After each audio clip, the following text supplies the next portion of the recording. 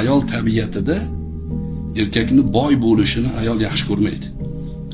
Ayol boyni yaxshi ko'rayotgan bo'lsa, u aniq odamni yaxshi ko'rmayapti. U boyligini yaxshi ko'ryapti. Boyligi ketib qolsa muhabbat yo'qoladi. Demak, bu muhabbat emas. Ayollar ya'ni jismonan baquvvat, ko'rinishi juda ko'rkamni ham bu qadar yoqtiravermaydi. Ya'ni birinchi sahnadagi gap emas bu. Ayol kimga ya'ni ko'z tikkan desa, shu yelkasiga boshini qo'ysa suyab turadigan erkakka ko'z tikadi.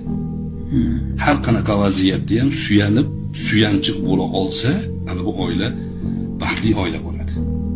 Bir-birdan nonni, qotgan nonni sovuq suvga botirib yeyotgan oilalarni ko'rganmiz. Naqadar baxtli oila.